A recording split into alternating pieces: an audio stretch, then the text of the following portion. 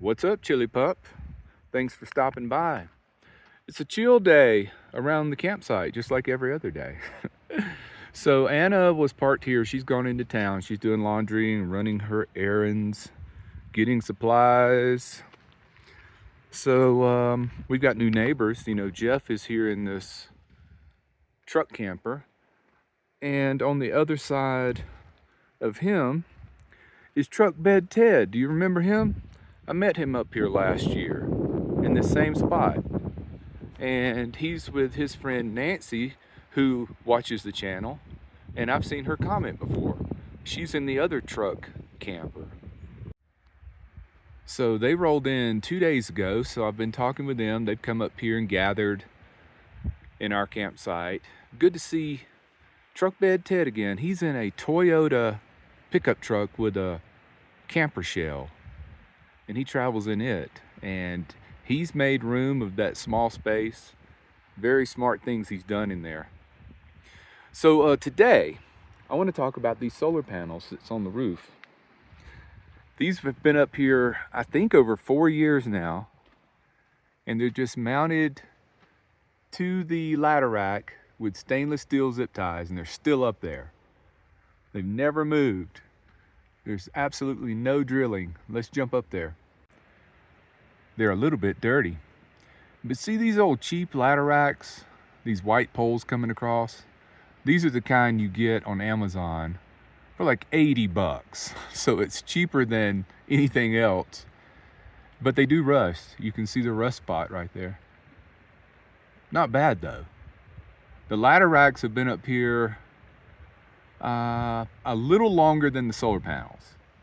And I've been to coastal areas. I've been to the Oregon coast, Texas coast, and that's where the rust come in, being right on the coast. That's what did that.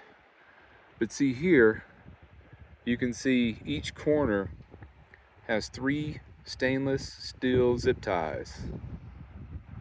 And it's the same all the way around on every panel.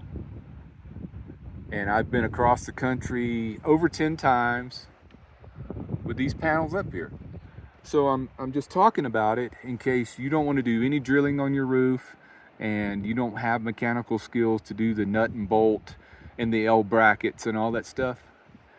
You can just do it this way, because each panel comes with a hole already in it on the bottom.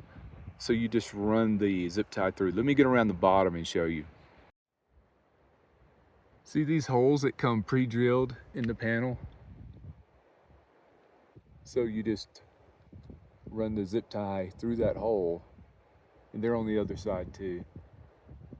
So no drilling, no nuts and bolts, no holes in the roof, because these mount here on the gutter, in case you have a van that has a gutter.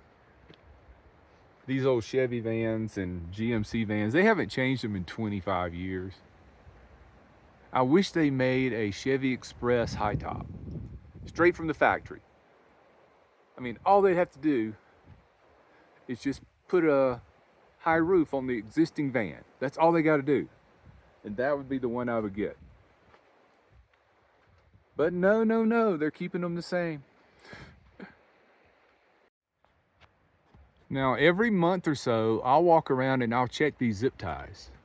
I've been doing it for 4 years just to make sure one hasn't broken off. But you just twist them on. I mean, you put them on like a regular zip tie, and then you get some needle nose pliers and you twist the zip tie inward toward the curvature of the pole, and then you just snip them off if you want to. But you leave a little bit for the future in case you need to snug them up again. I've only had to do that 2 or 3 times in 4 years. So you can see where I snipped them off and just crimped them. But there is a little bearing in there that keeps the zip tie from backing out. I didn't think this would work as long term as it's worked. But if I ever notice that one's broken loose, I'll just put another one in its place. That's all it is to it. And they're super tight. And all those cross-country trips I've done, they've never moved even a millimeter. And you could probably get by with just 2 in each corner, But if 2's good, then 3's better. So that's why I went with 3. I've been looking at new vans again. I do it every time I hurt my back. I hurt my back the day after I got here. When Anna arrived, she had this cargo rack for her trike that she has in storage. And so I was helping her put it together. And I wasn't doing anything. All I did was just bent down wrong sometimes and pull a muscle in my back. It happens every couple of months. And when I do that, I start thinking about high tops. And I go crazy, you know, my mind goes crazy. I start thinking about tiny Class C's, Class B's, empty cargo vans, the ProMasters, the Ford Transits. I start looking at all that stuff.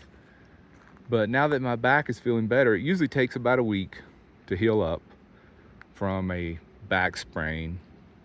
But I do it every time. Every single time I get consumed with looking at other options for something I can stand up in.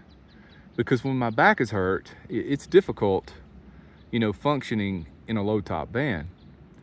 But on days I'm completely healthy and nothing hurts, you know, it's nothing to it. A low top van is fine. So I'm just talking about this because, you know, I think this is the 3rd time now that I've hurt my back, and it's happening more often now. It's like almost every month or 2 now. Or, well, I'd say 2 months. So I hate to sell this van though, because you've watched every time I've done maintenance on it. I've documented it on YouTube, and the van runs great. It's got 105,000 miles on it. I bought this van back in 2018. It had 13,000 miles on it, and it's been paid off. See, I bought it in September 2018. I financed it, but I had the money to pay for it, but I didn't want to see all that money leave my bank account.